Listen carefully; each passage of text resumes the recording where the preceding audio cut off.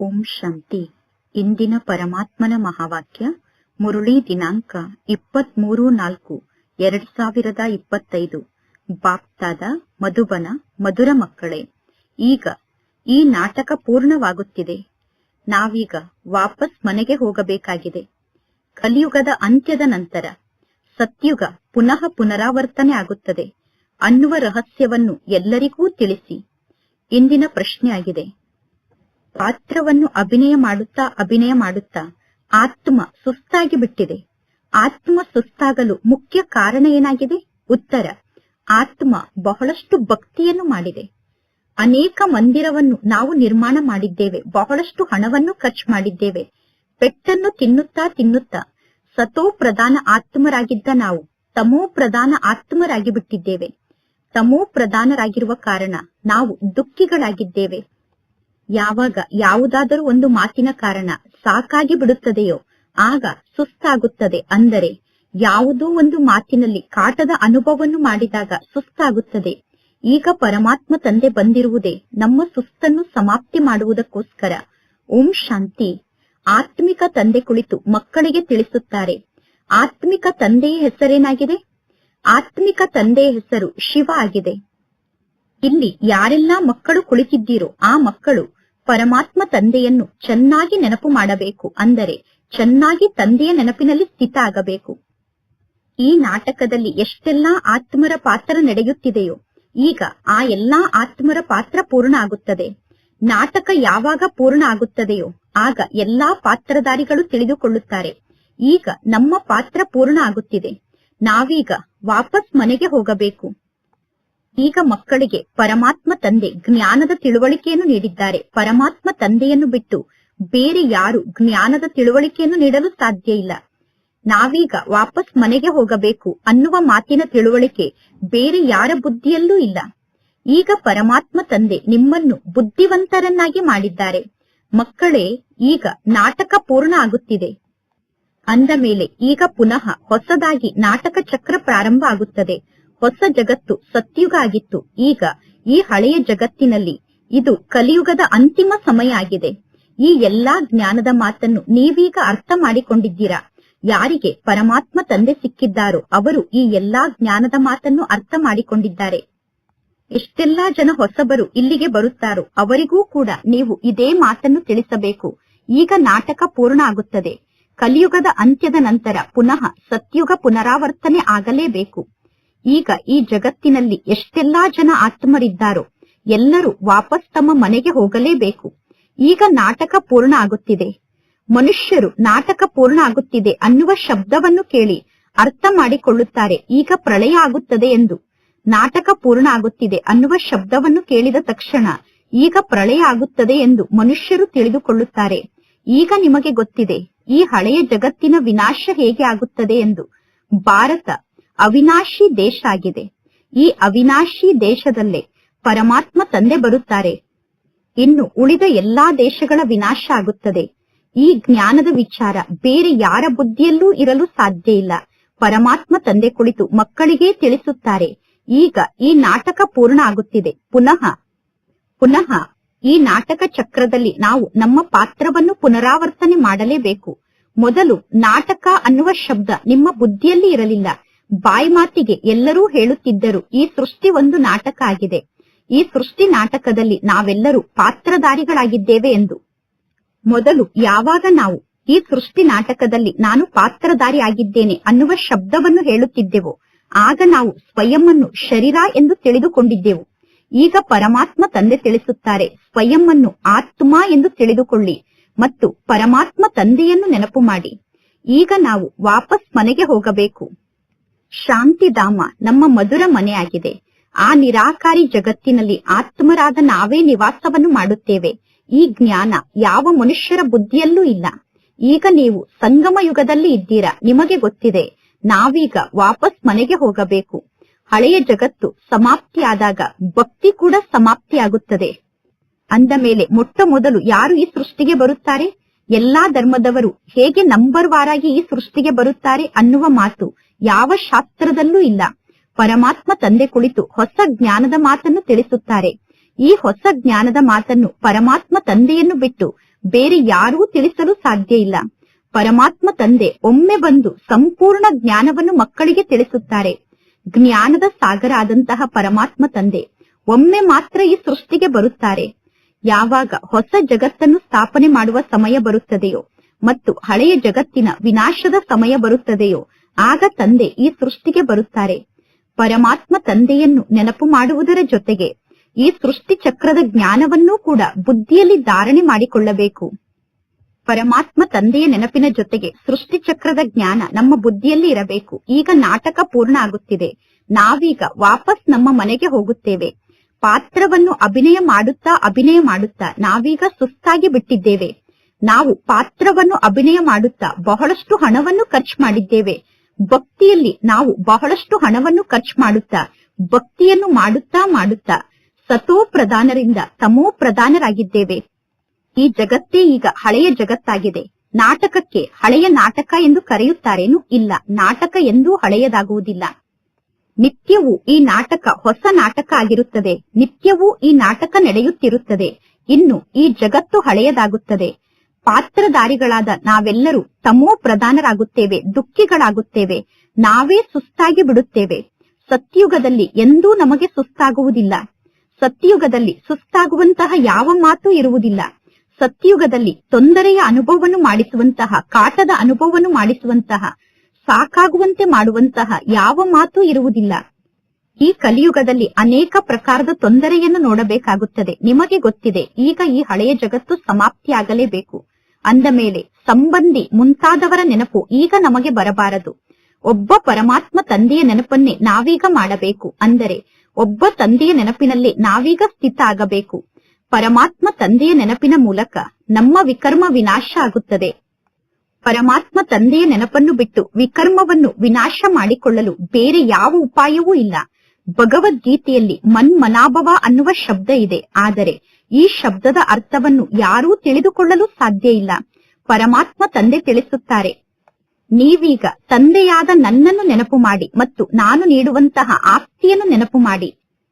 ನೀವೇ ಇಡೀ ವಿಶ್ವಕ್ಕೆ ವಾರಸುದಾರರಾಗಿದ್ದೀರಿ. ಅಂದರೆ ನೀವೇ ವಿಶ್ವಕ್ಕೆ ಮಾಲೀಕರಾಗಿದ್ದೀರಿ. ಈಗ ಪುನಃ ನೀವು ವಿಶ್ವಕ್ಕೆ ವಾರಸುದಾರರಾಗುತ್ತಿದ್ದೀರಾ. ಅಂದ ಮೇಲೆ ನಿಮಗೆ ಎಷ್ಟೊಂದು ಖುಷಿ ಇರಬೇಕು. ಈಗ ನೀವು ಕವಡೆಯಿಂದ ವಜ್ರ ಸಮಾನ ಆಗುತ್ತಿದ್ದೀರಾ. ನೀವೀಗ ತಂದೆಯ ಮೂಲಕ ಆಸ್ತಿಯನ್ನು ಪಡೆದುಕೊಳ್ಳುವುದಕ್ಕೋಸ್ಕರ ಇಲ್ಲಿಗೆ ಬಂದಿದ್ದೀರಾ. ನಿಮಗೆ ಗೊತ್ತಿದೆ, ಯಾವಾಗ ಕಲೆಗಳು ಕಡಿಮೆ ಆಗುತ್ತದೆಯೋ ಆಗ ಈ ಹೂದೋಟ ಬಾಡಿ ಹೋಗುತ್ತದೆ. ಈಗ ನೀವು ಹೂದೋಟದ ಹೂ ಆಗುತ್ತೀರಾ. ಸತ್ಯುಗ ಹೂದೋಟ ಆಗಿದೆ. ಅಂದ ಮೇಲೆ ಸತ್ಯುಗ ಎಷ್ಟು ಸುಂದರವಾದ ಹೂದೋಟ ಆಗಿರುತ್ತದೆ. ನಿಧಾನವಾಗಿ ಕಲೆಗಳು ಕಡಿಮೆ ಆಗುತ್ತಾ ಹೋಗುತ್ತದೆ. ಕಲೆ ಕಡಿಮೆ ಆದಾಗ ಹೂಗಳ ಸೌಂದರ್ಯ ಕಡಿಮೆ ಆಗುತ್ತದೆ. ಅಂದರೆ ಆತ್ಮದ ಸೌಂದರ್ಯ ಕಡಿಮೆ ಆಗುತ್ತದೆ. 2 ಕಲೆ ಕಡಿಮೆ ಆಯಿತು ಅಂದರೆ ಹೂದೋಟ ಬಾಡಿ ಹೋಯಿತು ತಾನೆ. ಈಗ ಈ ಜಗತ್ತು ಮುಳ್ಳಿನ ಕಾಡಾಗಿಬಿಟ್ಟಿದೆ. ಈಗ ಈ ಎಲ್ಲಾ ಮಾತಿನ ಬಗ್ಗೆ ನಿಮಗೆ ಗೊತ್ತಿದೆ. ಜಗತ್ತಿನ ಜನರಿಗೆ ಈ ಯಾವ ಮಾತಿನ ಬಗ್ಗೆಯೂ ಸ್ವಲ್ಪ ಕೂಡ ಗೊತ್ತಿಲ್ಲ. ಈ ಜ್ಞಾನ ಈಗ ನಿಮಗೆ ಪ್ರಾಪ್ತಿಯಾಗುತ್ತಿದೆ. ಇದು ಹೊಸ ಜಗತ್ತಿಗೋಸ್ಕರ ಹೊಸ ಜ್ಞಾನ ಆಗಿದೆ. ಹೊಸ ಜಗತ್ತು ಸ್ಥಾಪನೆ ಆಗುತ್ತದೆ. ಹೊಸ ಜಗತ್ತನ್ನು ಸ್ಥಾಪನೆ ಮಾಡುವಂತವರು ಪರಮಾತ್ಮ ತಂದೆ ಆಗಿದ್ದಾರೆ. ಪರಮಾತ್ಮ ತಂದೆ ಸೃಷ್ಟಿಯ ರಚಯಿತ ಆಗಿದ್ದಾರೆ. ಪರಮಾತ್ಮ ತಂದೆಯನ್ನೇ ನೀವೀಗ ನೆನಪು ಮಾಡುತ್ತೀರಾ. ಪರಮಾತ್ಮ ತಂದೆ, ನೀವು ಬಂದು ಸ್ವರ್ಗವನ್ನು ಸ್ಥಾಪನೆ ಮಾಡಿ ಎಂದು ಎಲ್ಲರೂ ಪರಮಾತ್ಮ ತಂದೆಯನ್ನು ನೆನಪು ಮಾಡುತ್ತಾರೆ. ಸುಖಧಾಮದ ರಚನೆಯನ್ನು ಮಾಡಿ ಎಂದು ಎಲ್ಲರೂ ಪರಮಾತ್ಮ ತಂದೆಯನ್ನು ನೆನಪು ಮಾಡುತ್ತಾರೆ. ಅಂದ ಮೇಲೆ ಅವಶ್ಯವಾಗಿ ದುಃಖಧಾಮದ ವಿನಾಶ ಆಗಲೇಬೇಕು. ಪರಮಾತ್ಮ ತಂದೆ ಪ್ರತಿದಿನ ಜ್ಞಾನದ ಮಾತನ್ನು ತಿಳಿಸುತ್ತಿರುತ್ತಾರೆ. ಅಂದ ಮೇಲೆ ಆ ಜ್ಞಾನದ ಮಾತನ್ನು ಧಾರಣೆ ಮಾಡಿಕೊಂಡು ಪುನಃ ಅನ್ಯರಿಗೆ ಜ್ಞಾನವನ್ನು ತಿಳಿಸಬೇಕು. ಮೊಟ್ಟ ಮೊದಲನೆಯ ಮುಖ್ಯ ಮಾತನ್ನು ನಾವೀಗ ಎಲ್ಲರಿಗೂ ತಿಳಿಸಬೇಕು. ನಮ್ಮ ತಂದೆ ಯಾರಾಗಿದ್ದಾರೆ ಅನ್ನುವ ಮಾತನ್ನೇ ಮುಖ್ಯವಾಗಿ ನಾವೀಗ ಎಲ್ಲರಿಗೂ ತಿಳಿಸಬೇಕು. ಏಕೆಂದರೆ ಆ ತಂದೆಯ ಮೂಲಕ ನಮಗೆ ಆಸ್ತಿ ಸಿಗುತ್ತದೆ. ಭಕ್ತಿ ಮಾರ್ಗದಲ್ಲೂ ಕೂಡ ಎಲ್ಲರೂ ಪರಮಾತ್ಮ ತಂದೆಯನ್ನು ನೆನಪು ಮಾಡುತ್ತಾರೆ. ಪರಮಾತ್ಮ ತಂದೆ ನನ್ನ ದುಃಖವನ್ನು ದೂರ ಮಾಡಿ ನನಗೆ ಸುಖವನ್ನು ನೀಡಿ ಎಂದು. ಅಂದ ಮೇಲೆ ಮಕ್ಕಳ ಬುದ್ಧಿಯಲ್ಲಿ ಈ ಎಲ್ಲಾ ಜ್ಞಾನದ ಮಾತಿನ ಸ್ಮೃತಿ ಇರಬೇಕು. ಶಾಲೆಯಲ್ಲಿ ವಿದ್ಯಾರ್ಥಿಗಳ ಬುದ್ಧಿಯಲ್ಲಿ ಜ್ಞಾನದ ಸ್ಮೃತಿ ಇರುತ್ತದೆ. ವಿದ್ಯಾರ್ಥಿಗಳ ಬುದ್ಧಿಯಲ್ಲಿ ಶಿಕ್ಷಣದ ಸ್ಮೃತಿಯನ್ನು ಬಿಟ್ಟು ಮನೆಯ ಬಗ್ಗೆ ವಿಚಾರ ಇರುವುದಿಲ್ಲ. ವಿದ್ಯಾರ್ಥಿ ಜೀವನದಲ್ಲಿ ಉದ್ಯೋಗ ವ್ಯವಹಾರದ ಮಾತು ಇರುವುದಿಲ್ಲ. ವಿದ್ಯಾರ್ಥಿಗಳಿಗೆ ಕೇವಲ ಶಿಕ್ಷಣದ ನೆನಪಿರುತ್ತದೆ. ಇಲ್ಲಂತೂ ಪುನಃ ನೀವು ಕರ್ಮವನ್ನು ಮಾಡುತ್ತೀರಾ. ಗೃಹಸ್ಥ ವ್ಯವಹಾರದಲ್ಲೇ ಇರುತ್ತೀರಾ. ಗೃಹಸ್ಥ ವ್ಯವಹಾರದಲ್ಲಿ ಇದ್ದರೂ ಕೂಡ ಪರಮಾತ್ಮ ತಂದೆ ತಿಳಿಸುತ್ತಾರೆ, ನೀವು ಈ ಶಿಕ್ಷಣವನ್ನು ಕಲಿಯಿರಿ. ಸನ್ಯಾಸಿಗಳಂತೆ ಮನೆ ಮತ್ತು ವ್ಯವಹಾರವನ್ನು ತ್ಯಾಗ ಮಾಡಿ ಎಂದು ತಂದೆ ಹೇಳುವುದಿಲ್ಲ. ಇದು ರಾಜಯೋಗ ಆಗಿದೆ, ಇದು ಪ್ರವೃತ್ತಿ ಮಾರ್ಗ ಆಗಿದೆ. ಸನ್ಯಾಸಿಗಳಿಗೂ ಕೂಡ ನೀವೀಗ ತಿಳಿಸಬಹುದು, ನಿಮ್ಮ ಯೋಗ ಹಠಯೋಗ ಆಗಿದೆ. ನೀವು ಮನೆ ಮತ್ತು ವ್ಯವಹಾರವನ್ನು ತ್ಯಾಗ ಮಾಡುತ್ತೀರಾ. ಈ ಜ್ಞಾನ ಮಾರ್ಗದಲ್ಲಿ ಮನೆ ಮತ್ತು ವ್ಯವಹಾರವನ್ನು ತ್ಯಾಗ ಮಾಡುವ ಮಾತಿಲ್ಲ. ಈ ಜಗತ್ತು ಎಷ್ಟೊಂದು ಕೊಳಕಾಗಿದೆ ನೋಡಿ. ಈ ಜಗತ್ತಿನಲ್ಲಿ ಎಷ್ಟೊಂದು ಕೊಳಕು ಕಾರ್ಯ ನಡೆಯುತ್ತಿದೆ. ಎಲ್ಲರೂ ಹೇಗೆ ಬಡವರಾಗಿ ಬಿಟ್ಟಿದ್ದಾರೆ ನೋಡಿ. ಈ ಜಗತ್ತನ್ನು ನೋಡಿದ ತಕ್ಷಣ ನಿಮಗೆ ಈ ಜಗತ್ತಿನ ಬಗ್ಗೆ ತಿರಸ್ಕಾರ ಬರುತ್ತದೆ. ವಿದೇಶದಿಂದ ಅನೇಕ ಜನ ವಿಸಿಟರ್ಸ್ ಭಾರತವನ್ನು ನೋಡಲು ಬರುತ್ತಾರೆ. ಅವರಿಗೆ ಕೇವಲ ಒಳ್ಳೊಳ್ಳೆ ಸ್ಥಾನವನ್ನು ಮಾತ್ರ ತೋರಿಸುತ್ತಾರೆ. ಬಡವರು ಎಷ್ಟೊಂದು ಕೊಳಕಿನಲ್ಲಿ ಜೀವನವನ್ನು ಮಾಡುತ್ತಿದ್ದಾರೆ. ಬಡವರು ಸ್ಲಂನಲ್ಲಿ ಎಷ್ಟೊಂದು ಕೊಳಕಿನಲ್ಲಿ ಜೀವನವನ್ನು ಮಾಡುತ್ತಿದ್ದಾರೆ. ಅಂತಹ ಬಡವರು ಇರುವಂತಹ ಕೊಳಕು ಸ್ಥಾನವನ್ನು ದೊಡ್ಡ ವ್ಯಕ್ತಿಗಳಿಗೆ, ವಿದೇಶದವರಿಗೆ ಯಾರೂ ತೋರಿಸುವುದಿಲ್ಲ. ಈ ಜಗತ್ತಂತೂ ನರಕ ಆಗಿದೆ. ಆದರೆ ಈ ಜಗತ್ತಿನಲ್ಲೂ ಅನೇಕ ಸ್ಥಾನದಲ್ಲಿ ಬಹಳಷ್ಟು ಅಂತರ ಇದೆ. ಶ್ರೀಮಂತರು ಎಲ್ಲಿ ನಿವಾಸವನ್ನು ಮಾಡುತ್ತಿದ್ದಾರೆ, ಬಡವರು ಎಲ್ಲಿ ನಿವಾಸವನ್ನು ಮಾಡುತ್ತಿದ್ದಾರೆ, ಇದೆಲ್ಲ ಕರ್ಮದ ಲೆಕ್ಕಾಚಾರ ಆಗಿದೆ. ಸತ್ಯಯುಗದಲ್ಲಿ ಎಂದೂ ಈ ರೀತಿ ಕೊಳಕು ಇರಲು ಸಾಧ್ಯ ಇಲ್ಲ. ಸತ್ಯಯುಗದಲ್ಲೂ ಕೂಡ ಎಲ್ಲರ ಜೀವನದಲ್ಲೂ ಅಂತರ ಇರುತ್ತದೆ. ಕೆಲವರು ಚಿನ್ನದ ಮಹಲನ್ನು ನಿರ್ಮಾಣ ಮಾಡುತ್ತಾರೆ, ಇನ್ನು ಕೆಲವರು ಸತ್ಯಯುಗದಲ್ಲಿ ಬೆಳ್ಳಿಯ ಮಹಲನ್ನು ನಿರ್ಮಾಣ ಮಾಡಿಕೊಳ್ಳುತ್ತಾರೆ, ಕೆಲವರು ಇಟ್ಟಿಗೆಯ ಮಹಲನ್ನು ನಿರ್ಮಾಣ ಮಾಡಿಕೊಳ್ಳುತ್ತಾರೆ. ಈ ಕಲಿಯುಗದಲ್ಲಿ ಎಷ್ಟೊಂದು ಖಂಡಗಳಿದೆ. ಕೇವಲ ಒಂದು ಯುರೋಪ್ ಎಷ್ಟು ದೊಡ್ಡ ಖಂಡ ಆಗಿದೆ. ಪರಮಾತ್ಮ ತಂದೆ ತಿಳಿಸುತ್ತಾರೆ, ಸತ್ಯಯುಗದಲ್ಲಿ ಕೇವಲ ನೀವು ಮಾತ್ರ ನಿವಾಸವನ್ನು ಮಾಡುತ್ತೀರಾ. ಅಂದ ಮೇಲೆ ನಿಮ್ಮ ಬುದ್ಧಿಯಲ್ಲಿ ಈ ಎಲ್ಲಾ ಜ್ಞಾನದ ಸ್ಮೃತಿ ಇರಬೇಕು. ಜ್ಞಾನದ ಸ್ಮೃತಿ ಇದ್ದಾಗ ನಿಮ್ಮ ಸ್ಥಿತಿ ಹರ್ಷಿತ ಮುಖಿಯಾಗಿರುತ್ತದೆ. ವಿದ್ಯಾರ್ಥಿಗಳ ಬುದ್ಧಿಯಲ್ಲಿ ಶಿಕ್ಷಣದ ನೆನಪಿರುತ್ತದೆ, ತಂದೆ ಮತ್ತು ಆಸ್ತಿಯ ನೆನಪಿರುತ್ತದೆ. ಇಲ್ಲಿ ಪರಮಾತ್ಮ ತಂದೆ ತಿಳಿಸಿದ್ದಾರೆ, ಮಕ್ಕಳೇ ಸಮಯ ಬಹಳ ಕಡಿಮೆ ಇದೆ. ಜಗತ್ತಿನ ಜನ ಹೇಳುತ್ತಾರೆ, ಕಲಿಯುಗ ಇನ್ನೂ ಲಕ್ಷಾಂತರ ವರ್ಷದವರೆಗೂ ಇರುತ್ತದೆ ಅಥವಾ ಸಾವಿರಾರು ವರ್ಷದವರೆಗೂ ಇರುತ್ತದೆ ಎಂದು. ಪರಮಾತ್ಮ ತಂದೆ ತಿಳಿಸುತ್ತಾರೆ, ಇದು ಕೇವಲ 5,000 ವರ್ಷದ ಮಾತಾಗಿದೆ. ಇಲ್ಲಿ ನಿಮಗೆ ಗೊತ್ತಿದೆ, ಇದು 5,000 ವರ್ಷದ ಮಾತಾಗಿದೆ. ಈಗ ಮಕ್ಕಳಾದ ನೀವೇ ಅರ್ಥ ಮಾಡಿಕೊಳ್ಳಬಹುದು. ನಮ್ಮ ರಾಜ್ಯಧಾನಿ ಈಗ ಪುನಃ ಸ್ಥಾಪನೆ ಆಗುತ್ತಾ ಇದೆ. ಇನ್ನು ಈ ಸಂಪೂರ್ಣ ಜಗತ್ತು ಸಮಾಪ್ತಿಯಾಗಲೇಬೇಕು. ಇದು ಶಿಕ್ಷಣ ಆಗಿದೆ.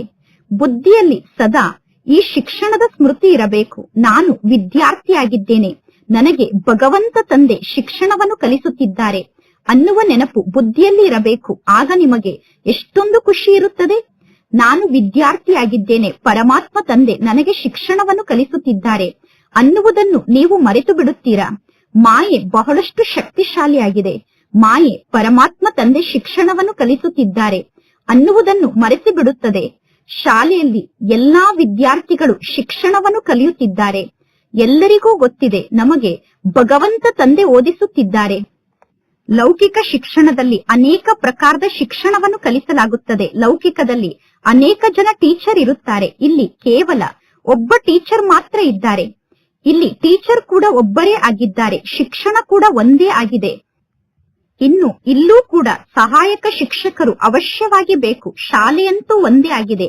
ಇನ್ನು ಈ ಶಾಲೆಯ ಬ್ರಾಂಚಸ್ ಬಹಳಷ್ಟು ಇದೆ. ಇನ್ನು ಉಳಿದಿದ್ದೆಲ್ಲ ನಮ್ಮ ಈ ಶಾಲೆಯ ಬ್ರಾಂಚಸ್ ಆಗಿದೆ. ನಮ್ಮೆಲ್ಲರಿಗೂ ಶಿಕ್ಷಣವನ್ನು ಕಲಿಸುವಂತವರು ಒಬ್ಬ ಪರಮಾತ್ಮ ತಂದೆ ಆಗಿದ್ದಾರೆ. ಪರಮಾತ್ಮ ತಂದೆ ಬಂದು ಎಲ್ಲರಿಗೂ ಸುಖವನ್ನು ಕೊಡುತ್ತಾರೆ. ನಿಮಗೆ ಗೊತ್ತಿದೆ, ಅರ್ಧ ಕಲ್ಪ ನಾವು ಸುಖಿಗಳಾಗಿ ಇರುತ್ತೇವೆ. ಅಂದ ಮೇಲೆ ನಾವೀಗ ಸುಖಿಗಳಾಗುತ್ತೇವೆ ಅನ್ನುವ ಖುಷಿ ನಿಮಗೆ ಇರಬೇಕು. ಶಿವತಂದೆ ನಮಗೆ ಶಿಕ್ಷಣವನ್ನು ಕಲಿಸುತ್ತಿದ್ದಾರೆ. ಶಿವತಂದೆ ರಚನೆಯನ್ನು ರಚಿಸುತ್ತಾರೆ. ಶಿವತಂದೆ ಸ್ವರ್ಗದ ರಚನೆಯನ್ನು ರಚಿಸುತ್ತಿದ್ದಾರೆ. ನಮ್ಮನ್ನು ಸ್ವರ್ಗಕ್ಕೆ ಮಾಲೀಕರನ್ನಾಗಿ ಮಾಡುವುದಕ್ಕೋಸ್ಕರ ಶಿವತಂದೆ ನಮಗೆ ಶಿಕ್ಷಣವನ್ನು ಕಲಿಸುತ್ತಿದ್ದಾರೆ. ನಾವೀಗ ಸ್ವರ್ಗಕ್ಕೆ ಮಾಲೀಕರಾಗುವುದಕ್ಕೋಸ್ಕರ ಈ ಶಿಕ್ಷಣವನ್ನು ಕಲಿಯುತ್ತಿದ್ದೇವೆ. ಅಂದ ಮೇಲೆ ಆಂತರ್ಯದಲ್ಲಿ ಎಷ್ಟೊಂದು ಖುಷಿ ಇರಬೇಕು. ಲೌಕಿಕ ಜಗತ್ತಿನಲ್ಲಿ ವಿದ್ಯಾರ್ಥಿಗಳು ಆಹಾರವನ್ನು ಸ್ವೀಕಾರ ಮಾಡುತ್ತಾರೆ, ಪಾನೀಯವನ್ನು ಸ್ವೀಕಾರ ಮಾಡುತ್ತಾರೆ, ಮನೆಯಲ್ಲಿ ಕೆಲಸ ಕಾರ್ಯವನ್ನೂ ಕೂಡ ಮಾಡುತ್ತಾರೆ. ಆದರೆ ಜೊತೆಗೆ ಶಿಕ್ಷಣವನ್ನು ಕೂಡ ಕಲಿಯುತ್ತಾರೆ. ಇನ್ನು ಕೆಲವರು ಹಾಸ್ಟೆಲ್ನಲ್ಲಿ ಇರುತ್ತಾರೆ. ಹಾಸ್ಟೆಲ್ನಲ್ಲಿ ಇರುವಂತವರು ಶಿಕ್ಷಣದ ಕಡೆ ಜಾಸ್ತಿ ಗಮನವನ್ನು ಕೊಡುತ್ತಾರೆ. ಹಾಸ್ಟೆಲ್ನಲ್ಲಿ ಇರುವಂತಹ ವಿದ್ಯಾರ್ಥಿಗಳಿಗೆ ಶಿಕ್ಷಣದ ಬಗ್ಗೆ ಜಾಸ್ತಿ ಗಮನ ಇರುತ್ತದೆ. ಸೇವೆಯನ್ನು ಮಾಡುವುದಕ್ಕೋಸ್ಕರ ಮಕ್ಕಳಾದ ನೀವು ಹೊರಗಡೆ ಜಗತ್ತಿನಲ್ಲಿ ಇರಬೇಕಾಗುತ್ತದೆ. ನೀವು ಸೇವೆಯನ್ನು ಮಾಡುವಾಗ ಜ್ಞಾನವನ್ನು ಕೇಳಲು ಎಂತೆಂತಹ ಮನುಷ್ಯರು ಬರುತ್ತಾರೆ. ಇಲ್ಲಿ ಮಧುಬನದಲ್ಲಿ ಮಕ್ಕಳಾದ ನೀವು ಎಷ್ಟು ಸುರಕ್ಷಿತ ರೂಪದಲ್ಲಿ ಕುಳಿತಿದ್ದೀರಾ. ಇಲ್ಲಿ ಒಳಗಡೆ ಯಾರೂ ನುಗ್ಗಲು ಸಾಧ್ಯ ಇಲ್ಲ. ಮಧುಬನದಲ್ಲಿ ಬೇರೆ ಯಾರ ಸಂಘವೂ ಇಲ್ಲ. ಮಧುಬನದಲ್ಲಿ ಇರುವಂತವರು ಪತಿತರ ಜೊತೆಗೆ ಮಾತನಾಡುವ ಅವಶ್ಯಕತೆ ಇಲ್ಲ. ಮಧುಬನದಲ್ಲಿ ಇರುವಂತವರು ಯಾರ ಮುಖವನ್ನೂ ನೋಡುವ ಅವಶ್ಯಕತೆ ಇಲ್ಲ. ಆದರೂ ಕೂಡ ಮಧುಬನದಲ್ಲಿ ಇರುವವರಿಗಿಂತ ಹೊರಗಡೆ ಜಗತ್ತಿನಲ್ಲಿ ಇರುವಂತಹ ಮಕ್ಕಳು ಪುರುಷಾರ್ಥದಲ್ಲಿ ತೀಕ್ಷ್ಣವಾಗಿ ಮುಂದೆ ಹೋಗುತ್ತಾರೆ. ಇದು ಎಂತಹ ಅದ್ಭುತ ಮಾತಾಗಿದೆ ನೋಡಿ. ಹೊರಗಡೆ ಜಗತ್ತಿನಲ್ಲಿ ಇರುವಂತಹ ಮಕ್ಕಳು ಅನೇಕರಿಗೆ ಶಿಕ್ಷಣವನ್ನು ಕಲಿಸಿ ಅನೇಕರನ್ನು ತಮ್ಮ ಸಮಾನ ಮಾಡಿಕೊಂಡು ಮಧುಬನಕ್ಕೆ ಕರೆದುಕೊಂಡು ಬರುತ್ತಾರೆ. ಪರಮಾತ್ಮ ತಂದೆ ಸಮಾಚಾರವನ್ನು ಕೇಳುತ್ತಾರೆ. ನೀವು ಎಂತಹ ಪೇಷಂಟ್ ಅನ್ನು ಪರಮಾತ್ಮ ತಂದೆಯ ಸಮ್ಮುಖಕ್ಕೆ ಕರೆದುಕೊಂಡು ಬಂದಿದ್ದೀರಾ ಎಂದು. ಕೆಲವರು ಬಹಳ ದೊಡ್ಡ ರೋಗಿಯಾಗಿರುತ್ತಾರೆ. ಅಂದ ಮೇಲೆ ಅಂತವರನ್ನು 7 ದಿನ ಬಟ್ಟಿಯಲ್ಲಿ ಕೂರಿಸಲಾಗುತ್ತದೆ. ನೀವು ಮಧುಬನಕ್ಕೆ ಯಾವ ಶೂದ್ರರನ್ನೂ ಕೂಡ ಕರೆದುಕೊಂಡು ಬರಬಾರದು. ಇದು ಮಧುಬನ ಆಗಿದೆ. ಮಧುಬನ ಅಂದರೆ ಬ್ರಾಹ್ಮಣರಿಗೋಸ್ಕರ ಒಂದು ನಗರ, ಒಂದು ಹಳ್ಳಿ ಇದ್ದಂತೆ. ಮಧುಬನ ಅಂದರೆ ಬ್ರಾಹ್ಮಣ ಆತ್ಮರಾದ ನಿಮಗೆ ಒಂದು ಹಳ್ಳಿಯಾಗಿದೆ. ಇಲ್ಲಿ ಕುಳಿತು ಪರಮಾತ್ಮ ತಂದೆ ಮಕ್ಕಳಾದ ನಿಮಗೆ ಜ್ಞಾನವನ್ನು ತಿಳಿಸುತ್ತಾರೆ ಮತ್ತು ನಿಮ್ಮನ್ನು ವಿಶ್ವಕ್ಕೆ ಮಾಲೀಕರನ್ನಾಗಿ ಮಾಡುತ್ತಾರೆ. ಯಾರಾದರೂ ಶೂದ್ರರನ್ನು ಮಧುಬನಕ್ಕೆ ಕರೆದುಕೊಂಡು ಬಂದರೆ ವಾತಾವರಣವೇ ಕೆಟ್ಟು ಹೋಗುತ್ತದೆ. ಯಾರಾದರೂ ಶೂದ್ರರನ್ನು ಮಧುಬನಕ್ಕೆ ಕರೆದುಕೊಂಡು ಬಂದರೆ ಆ ಶೂದ್ರ ಆತ್ಮರು ವಾತಾವರಣವನ್ನು ಕೆಡಿಸುತ್ತಾರೆ. ಈಗ ಮಕ್ಕಳಾದ ನೀವು ಬಹಳಷ್ಟು ರಾಯಲ್ ನಡತೆ ಉಳ್ಳವರಾಗಿರಬೇಕು. ಈಗ ನಿಮ್ಮ ನಡತೆ ಬಹಳಷ್ಟು ರಾಯಲ್ ಆಗಿರಬೇಕು. ಮುಂದೆ ಹೋದಂತೆ ನಿಮಗೆ ಬಹಳಷ್ಟು ಸಾಕ್ಷಾತ್ಕಾರ ಆಗುತ್ತದೆ. ಸತ್ಯಯುಗದಲ್ಲಿ ಏನೇನಾಗುತ್ತದೆ ಅನ್ನುವ ಸಾಕ್ಷಾತ್ಕಾರ ನಿಮಗೆ ಆಗುತ್ತದೆ. ಸತ್ಯಯುಗದಲ್ಲಿ ಏನಿರುತ್ತದೆ ಅನ್ನುವ ಸಾಕ್ಷಾತ್ಕಾರ ನಿಮಗೆ ಆಗುತ್ತದೆ. ಸತ್ಯಯುಗದಲ್ಲಿ ಪ್ರಾಣಿಗಳೂ ಕೂಡ ಬಹಳ ಚೆನ್ನಾಗಿ ಇರುತ್ತದೆ. ಸತ್ಯಯುಗದಲ್ಲಿ ಪ್ರಾಣಿಗಳೂ ಕೂಡ ಬಹಳ ಒಳ್ಳೆಯ ಪ್ರಾಣಿಯಾಗಿರುತ್ತದೆ. ಸತ್ಯಯುಗದಲ್ಲಿ ಪ್ರತಿಯೊಂದು ವಸ್ತುವು ಬಹಳ ಒಳ್ಳೆಯ ವಸ್ತು ಆಗಿರುತ್ತದೆ. ಸತ್ಯಯುಗದ ಯಾವ ವಸ್ತುವು ಕಲಿಯುಗದಲ್ಲಿ ಇರಲು ಸಾಧ್ಯ ಇಲ್ಲ. ಅಂದ ಮೇಲೆ ಈ ಕಲಿಯುಗದ ಯಾವ ವಸ್ತುವು ಸತ್ಯಯುಗದಲ್ಲಿ ಇರಲು ಸಾಧ್ಯ ಇಲ್ಲ. ಸ್ವರ್ಗಕ್ಕೋಸ್ಕರ ನಾವೀಗ ಈ ಪರೀಕ್ಷೆಯನ್ನು ಪಾಸ್ ಮಾಡುತ್ತಿದ್ದೇವೆ ಅನ್ನುವ ಜ್ಞಾನ ನಮ್ಮ ಬುದ್ಧಿಯಲ್ಲಿ ಇದೆ. ಸ್ವರ್ಗಕ್ಕೆ ಹೋಗುವುದಕ್ಕೋಸ್ಕರ ನಾವು ಈ ಪರೀಕ್ಷೆಯನ್ನು ಪಾಸ್ ಮಾಡುತ್ತಿದ್ದೇವೆ. ಎಷ್ಟು ಜಾಸ್ತಿ ಶಿಕ್ಷಣವನ್ನು ಕಲಿಯುತ್ತೀರೋ ಮತ್ತು ಅನ್ಯರಿಗೆ ಎಷ್ಟು ಜಾಸ್ತಿ ಶಿಕ್ಷಣವನ್ನು ಕಲಿಸುತ್ತೀರೋ ಅಷ್ಟು ನೀವು ಪಾಸ್ ಆಗುತ್ತೀರಾ. ಟೀಚರ್ ಆಗಿ ಅನೇಕರಿಗೆ ಮಾರ್ಗದ ಬಗ್ಗೆ ತಿಳಿಸುತ್ತೀರಾ. ಎಲ್ಲರೂ ಟೀಚರ್ಸ್ ಆಗಿದ್ದೀರಾ. ಅಂದ ಮೇಲೆ ಎಲ್ಲರೂ ಟೀಚ್ ಮಾಡಬೇಕು. ಅಂದರೆ ಜ್ಞಾನದ ಶಿಕ್ಷಣವನ್ನು ಕಲಿಸಬೇಕು. ಮೊಟ್ಟ ಮೊದಲು ಪರಮಾತ್ಮ ತಂದೆಯ ಪರಿಚಯವನ್ನು ನೀಡಿ ನಂತರ ಹೇಳಬೇಕು. ಪರಮಾತ್ಮ ತಂದೆಯ ಮೂಲಕ ನಮಗೆ ಆಸ್ತಿ ಸಿಗುತ್ತದೆ. ಗೀತೆಯನ್ನು ಪರಮಾತ್ಮ ತಂದೆ ನುಡಿಸಿದ್ದಾರೆ. ಇವರು ಪ್ರಜಾಪಿತ ಬ್ರಹ್ಮ ಆಗಿದ್ದಾರೆ. ಅಂದ ಮೇಲೆ ಇಲ್ಲಿ ಬ್ರಾಹ್ಮಣರೂ ಕೂಡ ಬೇಕು ತಾನೆ. ಈ ಬ್ರಹ್ಮ ತಂದೆ ಕೂಡ ಶಿವ ತಂದೆಯ ಮೂಲಕ ಶಿಕ್ಷಣವನ್ನು ಕಲಿಯುತ್ತಿದ್ದಾರೆ. ನೀವು ಕೂಡ ವಿಷ್ಣುಪುರಿಗೆ ಹೋಗುವುದಕ್ಕೋಸ್ಕರ ಈಗ ಶಿಕ್ಷಣವನ್ನು ಕಲಿಯುತ್ತಿದ್ದೀರಾ. ಇದು ನಿಮ್ಮ ಅಲೌಕಿಕ ಮನೆಯಾಗಿದೆ. ಲೌಕಿಕ, ಪಾರಲೌಕಿಕ, ಪುನಃ ಅಲೌಕಿಕ ಎಂದು ಕರೆಯಲಾಗುತ್ತದೆ. ಇದು ಹೊಸ ಮಾತಾಗಿದೆ. ಭಕ್ತಿ ಮಾರ್ಗದಲ್ಲಿ ಎಂದು ಯಾರು ಬ್ರಹ್ಮನನ್ನು ನೆನಪು ಮಾಡುವುದಿಲ್ಲ. ಭಕ್ತಿ ಮಾರ್ಗದಲ್ಲಿ ಬ್ರಹ್ಮ ಬಾಬಾ ಎಂದು ಕರೆಯಲು ಯಾರಿಗೂ ಬರುವುದಿಲ್ಲ. ಶಿವ ತಂದೆಯನ್ನು ಭಕ್ತರು ನೆನಪು ಮಾಡುತ್ತಾರೆ. ಶಿವ ತಂದೆ ನಮ್ಮನ್ನು ದುಃಖದಿಂದ ಮುಕ್ತ ಮಾಡಿ ಎಂದು ಶಿವ ತಂದೆಯನ್ನು ನೆನಪು ಮಾಡುತ್ತಾರೆ. ಪರಮಾತ್ಮ ಶಿವ ತಂದೆ ಪಾರಲೌಕಿಕ ತಂದೆಯಾಗಿದ್ದಾರೆ. ಈ ಬ್ರಹ್ಮ ತಂದೆ ಪುನಃ ಅಲೌಕಿಕ ತಂದೆಯಾಗಿದ್ದಾರೆ. ಈ ಬ್ರಹ್ಮ ತಂದೆಯನ್ನು ನೀವು ಸೂಕ್ಷ್ಮ ವತನದಲ್ಲಿ ನೋಡುತ್ತೀರಾ. ಪುನಃ ಅದೇ ಬ್ರಹ್ಮ ತಂದೆಯನ್ನು ನೀವು ಈ ಸಾಕಾರ ಜಗತ್ತಿನಲ್ಲಿ ನೋಡುತ್ತೀರಾ. ನಿಮಗೆ ಜನ್ಮವನ್ನು ನೀಡಿದಂತಹ ಲೌಕಿಕ ತಂದೆ ನಿಮಗೆ ಈ ಸಾಕಾರ ಜಗತ್ತಿನಲ್ಲೇ ಕಾಣಿಸುತ್ತಾರೆ. ಪಾರಲೌಕಿಕ ತಂದೆಯನ್ನು ನೀವು ಪರಲೋಕದಲ್ಲಿ ಮಾತ್ರ ನೋಡಲು ಸಾಧ್ಯ. ಪುನಃ ಈ ಅಲೌಕಿಕ ತಂದೆಯಾದ ಬ್ರಹ್ಮ ತಂದೆ ಅದ್ಭುತವಾದ ತಂದೆಯಾಗಿದ್ದಾರೆ. ಈ ಅಲೌಕಿಕ ತಂದೆಯ ಬಗ್ಗೆ ಅರ್ಥ ಮಾಡಿಕೊಳ್ಳುವಾಗ ಬಹಳಷ್ಟು ಗೊಂದಲಕ್ಕೊಳಗಾಗುತ್ತಾರೆ. ಶಿವ ತಂದೆಯ ಬಗ್ಗೆ ಎಲ್ಲರೂ ಹೇಳುತ್ತಾರೆ ಪರಮಾತ್ಮ ಶಿವ ತಂದೆ ನಿರಾಕಾರ ಆಗಿದ್ದಾರೆ ಎಂದು. ನೀವೀಗ ಹೇಳುತ್ತೀರಾ ಪರಮಾತ್ಮ ತಂದೆ ಬಿಂದು ರೂಪದಲ್ಲಿ ಇದ್ದಾರೆ ಎಂದು. ಜಗತ್ತಿನ ಜನ ಹೇಳುತ್ತಾರೆ ಪರಮಾತ್ಮ ಅಖಂಡ ಜ್ಯೋತಿಯಾಗಿದ್ದಾರೆ ಅಥವಾ ಪರಮಾತ್ಮ ಬ್ರಹ್ಮಾಂಡ ಆಗಿದ್ದಾರೆ ಎಂದು. ಜಗತ್ತಿನಲ್ಲಿ ಅನೇಕ ಮತ ಇದೆ. ನಿಮ್ಮ ಬಳಿ ಕೇವಲ ಒಂದೇ ಮತ ಇದೆ. ನಿಮ್ಮೆಲ್ಲರ ಮತ ಒಂದೇ ಮತ ಆಗಿದೆ. ಪರಮಾತ್ಮ ತಂದೆ ಬ್ರಹ್ಮನ ತನುವಿನ ಮೂಲಕ ಮತವನ್ನು ನೀಡಲು ಪ್ರಾರಂಭ ಮಾಡಿದರು. ನಂತರ ತಂದೆ ನೀಡುವಂತಹ ಮತ ವೃದ್ಧಿಯಾಗುತ್ತಾ ಹೋಯಿತು. ಅಂದ ಮೇಲೆ ಈಗ ಮಕ್ಕಳ ಬುದ್ಧಿಯಲ್ಲಿ ಈ ಸಂಪೂರ್ಣ ಜ್ಞಾನದ ಸ್ಮೃತಿ ಇರಬೇಕು. ನಮಗೆ ಪರಮಾತ್ಮ ಶಿವತಂದೆ ಶಿಕ್ಷಣವನ್ನು ಕಲಿಸುತ್ತಿದ್ದಾರೆ ಅನ್ನುವ ಸ್ಮೃತಿ ಮಕ್ಕಳ ಬುದ್ಧಿಯಲ್ಲಿ ಇರಬೇಕು. ನಾವೀಗ ಪತಿತರಿಂದ ಪಾವನ ಆಗಬೇಕು. ಪರಮಾತ್ಮ ತಂದೆ ನಮ್ಮನ್ನು ಪತಿತರಿಂದ ಪಾವನರನ್ನಾಗಿ ಮಾಡುತ್ತಿದ್ದಾರೆ. ರಾವಣ ರಾಜ್ಯದಲ್ಲಿ ಅವಶ್ಯವಾಗಿ ಎಲ್ಲರೂ ಪತಿತರಾಗಲೇಬೇಕು. ರಾವಣ ರಾಜ್ಯದಲ್ಲಿ ಅವಶ್ಯವಾಗಿ ಎಲ್ಲರೂ ತಮೋ ಪ್ರಧಾನ ಆಗಲೇಬೇಕು. ಈ ಜಗತ್ತಿನ ಹೆಸರೇ ಪತಿತ ಜಗತ್ತಾಗಿದೆ. ಈ ಜಗತ್ತಿನಲ್ಲಿ ಎಲ್ಲರೂ ದುಃಖಿಗಳಾಗಿದ್ದಾರೆ. ಆದ್ದರಿಂದ ಎಲ್ಲರೂ ಶಿವತಂದೆಯನ್ನು ನೆನಪು ಮಾಡುತ್ತಾರೆ. ಶಿವತಂದೆ ನಮ್ಮ ದುಃಖವನ್ನು ದೂರ ಮಾಡಿ ನಮಗೆ ಸುಖವನ್ನು ನೀಡಿ ಎಂದು ಎಲ್ಲರೂ ಶಿವತಂದೆಯನ್ನು ನೆನಪು ಮಾಡುತ್ತಾರೆ. ಎಲ್ಲಾ ಮಕ್ಕಳಿಗೂ ಪರಮಾತ್ಮ ತಂದೆ ಒಬ್ಬರೇ ಆಗಿದ್ದಾರೆ. ಸರ್ವರಿಗೂ ತಂದೆ ಒಬ್ಬ ಪರಮಾತ್ಮ ಆಗಿದ್ದಾರೆ. ಆ ಪರಮಾತ್ಮ ತಂದೆ ಸರ್ವರಿಗೂ ಸುಖವನ್ನೇ ನೀಡುತ್ತಾರೆ. ಹೊಸ ಜಗತ್ತಿನಲ್ಲಿ ಅಪಾರ ಸುಖ ಇದೆ. ಇನ್ನು ಉಳಿದ ಎಲ್ಲಾ ಆತ್ಮರು ಶಾಂತಿಧಾಮದಲ್ಲಿ ಇರುತ್ತಾರೆ. ನಾವೀಗ ಶಾಂತಿಧಾಮಕ್ಕೆ ಹೋಗುತ್ತೇವೆ ಅನ್ನುವ ಜ್ಞಾನ ನಿಮ್ಮ ಬುದ್ಧಿಯಲ್ಲಿ ಇರಬೇಕು. ನೀವು ಎಷ್ಟು ಸತ್ಯುಗದ ಸಮೀಪಕ್ಕೆ ಹೋಗಿ ತಲುಪುತ್ತೀರೋ ಅಷ್ಟು ನಿಮಗೆ ಇಂದಿನ ಜಗತ್ತು ಹೇಗಿದೆ, ನಾಳೆಯ ಜಗತ್ತು ಹೇಗಿರುತ್ತದೆ ಅನ್ನುವುದು ಕಾಣಿಸುತ್ತದೆ. ನಾಳೆಯ ಜಗತ್ತು ಹೇಗಿರುತ್ತದೆ ಅನ್ನುವುದನ್ನು ನೀವು ಈ ಕಣ್ಣಿನಿಂದ ನೋಡುತ್ತೀರಾ. ಸ್ವರ್ಗದ ರಾಜ್ಯ ಸಮೀಪದಲ್ಲೇ ನಿಮಗೆ ಕಾಣಿಸುತ್ತದೆ. ಈಗ ಮಕ್ಕಳಿಗೆ ಮುಖ್ಯ ಮಾತನ್ನು ಪರಮಾತ್ಮ ತಂದೆ ತಿಳಿಸುತ್ತಾರೆ. ನಾವು ಶಾಲೆಯಲ್ಲಿ ಕುಳಿತಿದ್ದೇವೆ ಅನ್ನುವ ಮಾತಿನ ನೆನಪು ಸದಾ ನಿಮಗೆ ಇರಬೇಕು. ಶಿವತಂದೆ ಈ ಬ್ರಹ್ಮನ ರಥದಲ್ಲಿ ಸವಾರಿಯನ್ನು ಮಾಡಿ ನಮಗೆ ಶಿಕ್ಷಣವನ್ನು ಕಲಿಸುತ್ತಿದ್ದಾರೆ. ಶಿವತಂದೆ ನಮಗೆ ಶಿಕ್ಷಣವನ್ನು ಕಲಿಸುವುದಕ್ಕೋಸ್ಕರ ಈ ಬ್ರಹ್ಮನ ರಥದಲ್ಲಿ ವಿರಾಜಮಾನ ಆಗಿದ್ದಾರೆ. ಈ ಬ್ರಹ್ಮ ತಂದೆ ಭಗೀರಥ ಆಗಿದ್ದಾರೆ. ಪರಮಾತ್ಮ ತಂದೆ ಅವಶ್ಯವಾಗಿ ಒಮ್ಮೆ ಈ ಸೃಷ್ಟಿಗೆ ಬರುತ್ತಾರೆ.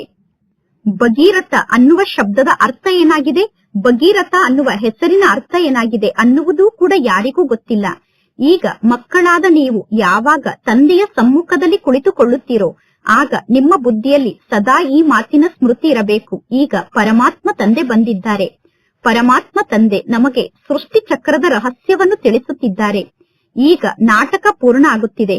ನಾವೀಗ ವಾಪಸ್ ಮನೆಗೆ ಹೋಗಬೇಕು ಅನ್ನುವ ಮಾತನ್ನು ಸದಾ ಬುದ್ಧಿಯಲ್ಲಿ ಧಾರಣೆ ಮಾಡಿಕೊಳ್ಳಬೇಕು. ಈಗ ನಾವು ವಾಪಸ್ ಮನೆಗೆ ಹೋಗಬೇಕು ಅನ್ನುವ ಸ್ಮೃತಿಯಲ್ಲಿ ಇರುವುದು ಎಷ್ಟು ಸಹಜ ಆಗಿದೆ. ಆದರೆ ಇಷ್ಟು ಸಣ್ಣ ಮಾತನ್ನೂ ಕೂಡ ನೆನಪು ಮಾಡಿಕೊಳ್ಳಲು ಎಲ್ಲರಿಗೂ ಸಾಧ್ಯ ಆಗುವುದಿಲ್ಲ. ಅಂದರೆ ಇಷ್ಟು ಸಣ್ಣ ಮಾತು ಕೂಡ ಎಲ್ಲರಿಗೂ ನೆನಪಿನಲ್ಲಿ ಇರುವುದಿಲ್ಲ. ಈಗ ಈ ನಾಟಕ ಚಕ್ರ ಪೂರ್ಣ ಆಗುತ್ತಿದೆ. ನಾವೀಗ ವಾಪಸ್ ಮನೆಗೆ ಹೋಗಬೇಕು. ಪುನಃ ಹೊಸ ಜಗತ್ತಿನಲ್ಲಿ ಬಂದು ನಾವು ಪಾತ್ರವನ್ನು ಅಭಿನಯ ಮಾಡಬೇಕು. ನಾವು ಹೊಸ ಜಗತ್ತಿಗೆ ಬಂದು ಪಾತ್ರವನ್ನು ಅಭಿನಯ ಮಾಡಲು ಪ್ರಾರಂಭ ಮಾಡಿದ ನಂತರ ಅನ್ಯ ಧರ್ಮದವರು ನಿಧಾನವಾಗಿ ಬರುತ್ತಾರೆ. ನಿಮಗೆ ಗೊತ್ತಿದೆ ಈ ಸಂಪೂರ್ಣ ಸೃಷ್ಟಿ ಚಕ್ರ ಹೇಗೆ ತಿರುಗುತ್ತದೆ ಎಂದು.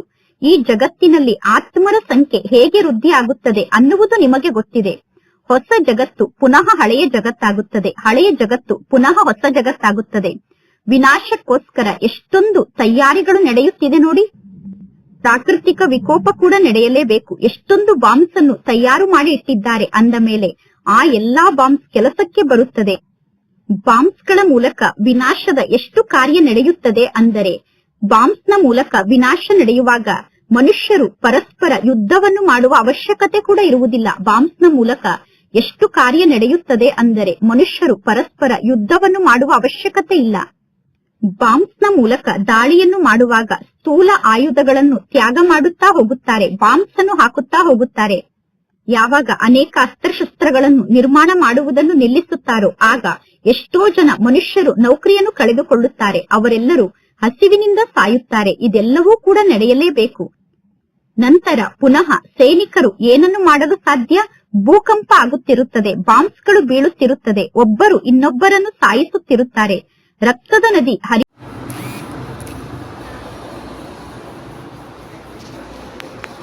ಕಾಣಿಸುತ್ತದೆ. ನಾಳೆಯ ಜಗತ್ತು ಹೇಗಿರುತ್ತದೆ ಅನ್ನುವುದನ್ನು ನೀವು ಈ ಕಣ್ಣಿನಿಂದ ನೋಡುತ್ತೀರಾ. ಸ್ವರ್ಗದ ರಾಜ್ಯ ಸಮೀಪದಲ್ಲೇ ನಿಮಗೆ ಕಾಣಿಸುತ್ತದೆ. ಈಗ ಮಕ್ಕಳಿಗೆ ಮುಖ್ಯ ಮಾತನ್ನು ಪರಮಾತ್ಮ ತಂದೆ ತಿಳಿಸುತ್ತಾರೆ. ನಾವು ಶಾಲೆಯಲ್ಲಿ ಕುಳಿತಿದ್ದೇವೆ ಅನ್ನುವ ಮಾತಿನ ನೆನಪು ಸದಾ ನಿಮಗೆ ಇರಬೇಕು. ಶಿವತಂದೆ ಈ ಬ್ರಹ್ಮನ ರಥದಲ್ಲಿ ಸವಾರಿಯನ್ನು ಮಾಡಿ ನಮಗೆ ಶಿಕ್ಷಣವನ್ನು ಕಲಿಸುತ್ತಿದ್ದಾರೆ. ಶಿವತಂದೆ ನಮಗೆ ಶಿಕ್ಷಣವನ್ನು ಕಲಿಸುವುದಕ್ಕೋಸ್ಕರ ಈ ಬ್ರಹ್ಮನ ರಥದಲ್ಲಿ ವಿರಾಜಮಾನ ಆಗಿದ್ದಾರೆ. ಈ ಬ್ರಹ್ಮ ತಂದೆ ಭಗೀರಥ ಆಗಿದ್ದಾರೆ. ಪರಮಾತ್ಮ ತಂದೆ ಅವಶ್ಯವಾಗಿ ಒಮ್ಮೆ ಈ ಸೃಷ್ಟಿಗೆ ಬರುತ್ತಾರೆ. ಭಗೀರಥ ಅನ್ನುವ ಶಬ್ದದ ಅರ್ಥ ಏನಾಗಿದೆ, ಭಗೀರಥ ಅನ್ನುವ ಹೆಸರಿನ ಅರ್ಥ ಏನಾಗಿದೆ ಅನ್ನುವುದು ಕೂಡ ಯಾರಿಗೂ ಗೊತ್ತಿಲ್ಲ. ಈಗ ಮಕ್ಕಳಾದ ನೀವು ಯಾವಾಗ ತಂದೆಯ ಸಮ್ಮುಖದಲ್ಲಿ ಕುಳಿತುಕೊಳ್ಳುತ್ತೀರೋ ಆಗ ನಿಮ್ಮ ಬುದ್ಧಿಯಲ್ಲಿ ಸದಾ ಈ ಮಾತಿನ ಸ್ಮೃತಿ ಇರಬೇಕು. ಈಗ ಪರಮಾತ್ಮ ತಂದೆ ಬಂದಿದ್ದಾರೆ. ಪರಮಾತ್ಮ ತಂದೆ ನಮಗೆ ಸೃಷ್ಟಿ ಚಕ್ರದ ರಹಸ್ಯವನ್ನು ತಿಳಿಸುತ್ತಿದ್ದಾರೆ. ಈಗ ನಾಟಕ ಪೂರ್ಣ ಆಗುತ್ತಿದೆ. ನಾವೀಗ ವಾಪಸ್ ಮನೆಗೆ ಹೋಗಬೇಕು ಅನ್ನುವ ಮಾತನ್ನು ಸದಾ ಬುದ್ಧಿಯಲ್ಲಿ ಧಾರಣೆ ಮಾಡಿಕೊಳ್ಳಬೇಕು. ಈಗ ನಾವು ವಾಪಸ್ ಮನೆಗೆ ಹೋಗಬೇಕು ಅನ್ನುವ ಸ್ಮೃತಿಯಲ್ಲಿ ಇರುವುದು ಎಷ್ಟು ಸಹಜ ಆಗಿದೆ. ಆದರೆ ಇಷ್ಟು ಸಣ್ಣ ಮಾತನ್ನು ಕೂಡ ನೆನಪು ಮಾಡಿಕೊಳ್ಳಲು ಎಲ್ಲರಿಗೂ ಸಾಧ್ಯ ಆಗುವುದಿಲ್ಲ. ಅಂದರೆ ಇಷ್ಟು ಸಣ್ಣ ಮಾತು ಕೂಡ ಎಲ್ಲರಿಗೂ ನೆನಪಿನಲ್ಲಿ ಇರುವುದಿಲ್ಲ. ಈಗ ಈ ನಾಟಕ ಚಕ್ರ ಪೂರ್ಣ ಆಗುತ್ತಿದೆ. ನಾವೀಗ ವಾಪಸ್ ಮನೆಗೆ ಹೋಗಬೇಕು. ಪುನಃ ಹೊಸ ಜಗತ್ತಿನಲ್ಲಿ ಬಂದು ನಾವು ಪಾತ್ರವನ್ನು ಅಭಿನಯ ಮಾಡಬೇಕು. ನಾವು ಹೊಸ ಜಗತ್ತಿಗೆ ಬಂದು ಪಾತ್ರವನ್ನು ಅಭಿನಯ ಮಾಡಲು ಪ್ರಾರಂಭ ಮಾಡಿದ ನಂತರ ಅನ್ಯ ಧರ್ಮದವರು ನಿಧಾನವಾಗಿ ಬರುತ್ತಾರೆ. ನಿಮಗೆ ಗೊತ್ತಿದೆ ಈ ಸಂಪೂರ್ಣ ಸೃಷ್ಟಿ ಚಕ್ರ ಹೇಗೆ ತಿರುಗುತ್ತದೆ ಎಂದು. ಈ ಜಗತ್ತಿನಲ್ಲಿ ಆತ್ಮರ ಸಂಖ್ಯೆ ಹೇಗೆ ವೃದ್ಧಿ ಆಗುತ್ತದೆ ಅನ್ನುವುದು ನಿಮಗೆ ಗೊತ್ತಿದೆ. ಹೊಸ ಜಗತ್ತು ಪುನಃ ಹಳೆಯ ಜಗತ್ತಾಗುತ್ತದೆ, ಹಳೆಯ ಜಗತ್ತು ಪುನಃ ಹೊಸ ಜಗತ್ತಾಗುತ್ತದೆ. ವಿನಾಶಕ್ಕೋಸ್ಕರ ಎಷ್ಟೊಂದು ತಯಾರಿಗಳು ನಡೆಯುತ್ತಿದೆ ನೋಡಿ. ಪ್ರಾಕೃತಿಕ ವಿಕೋಪ ಕೂಡ ನಡೆಯಲೇಬೇಕು. ಎಷ್ಟೊಂದು ಬಾಂಬ್ಸ್ ಅನ್ನು ತಯಾರು ಮಾಡಿ ಇಟ್ಟಿದ್ದಾರೆ ಅಂದ ಮೇಲೆ ಆ ಎಲ್ಲಾ ಬಾಂಬ್ಸ್ ಕೆಲಸಕ್ಕೆ ಬರುತ್ತದೆ. ಬಾಂಬ್ಸ್ಗಳ ಮೂಲಕ ವಿನಾಶದ ಎಷ್ಟು ಕಾರ್ಯ ನಡೆಯುತ್ತದೆ ಅಂದರೆ, ಬಾಂಬ್ಸ್ನ ಮೂಲಕ ವಿನಾಶ ನಡೆಯುವಾಗ ಮನುಷ್ಯರು ಪರಸ್ಪರ ಯುದ್ಧವನ್ನು ಮಾಡುವ ಅವಶ್ಯಕತೆ ಕೂಡ ಇರುವುದಿಲ್ಲ. ಬಾಂಬ್ಸ್ನ ಮೂಲಕ ಎಷ್ಟು ಕಾರ್ಯ ನಡೆಯುತ್ತದೆ ಅಂದರೆ ಮನುಷ್ಯರು ಪರಸ್ಪರ ಯುದ್ಧವನ್ನು ಮಾಡುವ ಅವಶ್ಯಕತೆ ಇಲ್ಲ. ಬಾಂಬ್ಸ್ನ ಮೂಲಕ ದಾಳಿಯನ್ನು ಮಾಡುವಾಗ ಸ್ಥೂಲ ಆಯುಧಗಳನ್ನು ತ್ಯಾಗ ಮಾಡುತ್ತಾ ಹೋಗುತ್ತಾರೆ, ಬಾಂಬ್ಸ್ ಅನ್ನು ಹಾಕುತ್ತಾ ಹೋಗುತ್ತಾರೆ.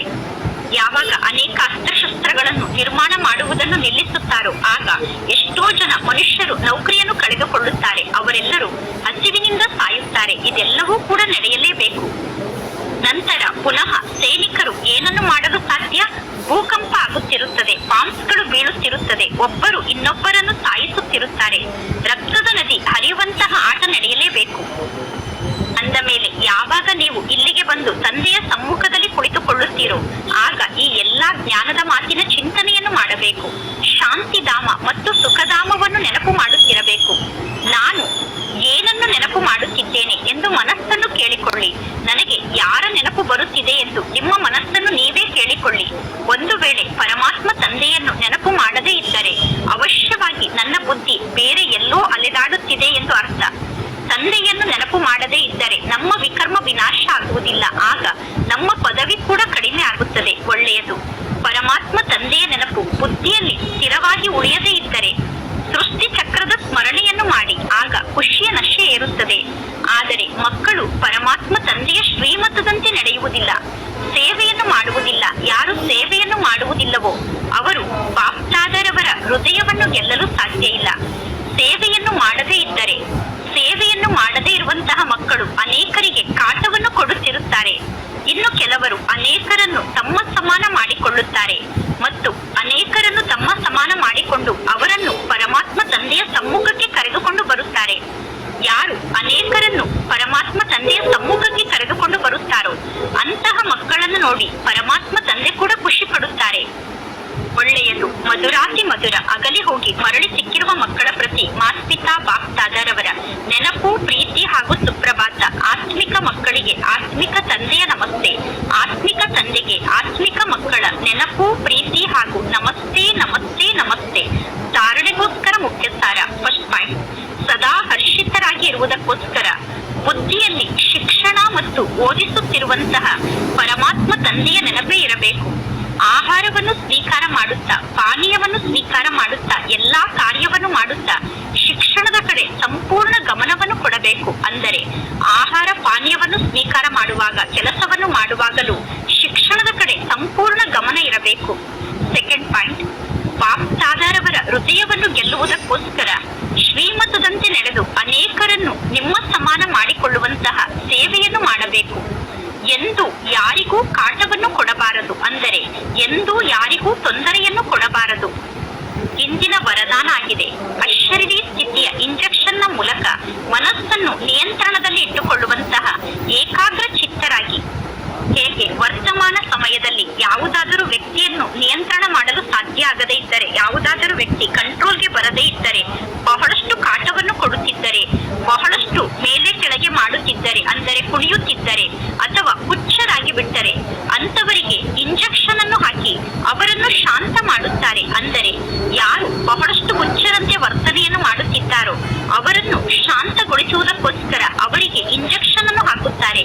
ಅದೇ ರೀತಿ ಒಂದು ವೇಳೆ ಸಂಕಲ್ಪ ಶಕ್ತಿ ನಿಮ್ಮ ನಿಯಂತ್ರಣಕ್ಕೆ ಬರದೇ ಇದ್ದರೆ ನೀವು ಕೂಡ ಅಶರೀರಿತನದ ಇಂಜೆಕ್ಷನ್ ಅನ್ನು ಹಾಕಿಕೊಳ್ಳಿ.